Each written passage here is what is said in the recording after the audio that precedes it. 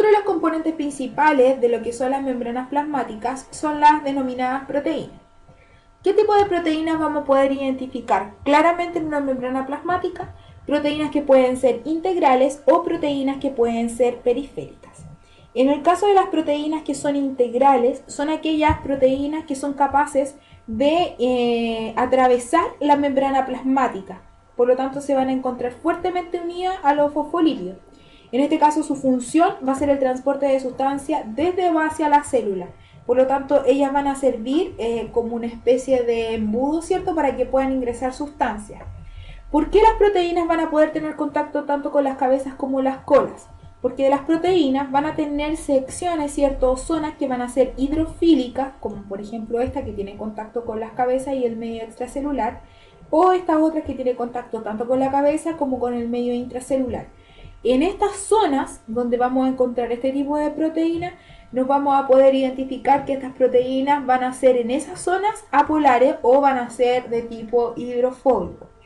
Esta, por ejemplo, es una proteína de único paso, porque solamente una parte de la proteína pasó. Esta es de multipaso, porque múltiples secciones de la proteína pudieron ingresar a través de las colas de los fosfolípidos. ¿Ya?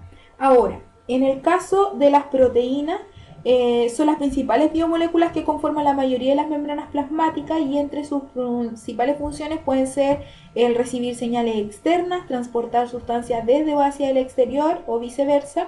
Y las proteínas van a tener una función que es más bien estructural dentro de la membrana plasmática. En el caso de las proteínas periféricas, que son las proteínas, ¿cierto?, que están asociadas solamente a un lado de lo que van a ser la membrana plasmática, se encuentran unidas en la cara externa o citoplasmática de la bicapa lipídica y principalmente van a estar actuando como enzimas o receptores de señales, es decir, que capturan aquí una señal y van a poder unirse a otra. En el caso de las proteínas, por ejemplo, cuando una proteína se une con otra proteína, acá tenemos una proteína que va a ser una proteína integral, se une con una proteína periférica, vamos a encontrar la interacción proteína-proteína. Acá nuevamente, interacción proteína-proteína. Acá tenemos la interacción proteína-lípido. ¿Por qué es proteína-lípido? Porque esta proteína está anclada a una de las colas de uno de los fosfolípidos que está presente en la membrana. Por lo tanto, las funciones de las proteínas en la membrana plasmática serán de transporte y de comunicación. Acá tenemos diferentes funciones de las proteínas. Por ejemplo, una proteína puede estar actuando como transportadora, es decir, que sirve como para que puedan ir pasando sustancias, como por ejemplo como función de canal. Vamos a encontrar proteínas que tienen función enzimática, es decir, acelerar la velocidad de reacción. Tenemos enzimas que pueden ser receptoras de una señal, pueden servir como marcadoras de identidad cuando se ubican o se asocian, ¿cierto?, a lo que son los carbohidratos. Pueden servir de adhesión, es decir, que dos células se unan a través de proteínas que están presentes en su membrana. Y también sirve como unión al citoesqueleto. Aquí en este caso tenemos una proteína que es integral, una proteína periférica, que está unida, ¿cierto?, al citoesqueleto. Por lo tanto, esto sería el lado intracelular y este el lado extracelular.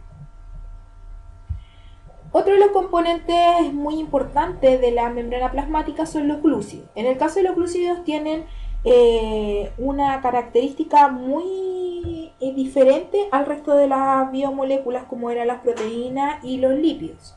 En el caso de los glúcidos no están de forma independiente en la membrana, sino que van a estar asociados a otras biomoléculas, como por ejemplo a los lípidos o también a las proteínas. Cuando un lípido se asocia a una glucosa, por ejemplo, o a un carbohidrato, lo vamos a denominar como glucolípido. En cambio, la unión entre un lípido, ¿cierto?, o con una proteína, la vamos a denominar como glucoproteínas. ¿Qué función van a presentar los glúcidos dentro de la membrana plasmática? Bueno, su función principal y la más importante es constituir la cubierta celular o también denominada como glucocáliz, que va a responder como una especie de huella digital de la célula.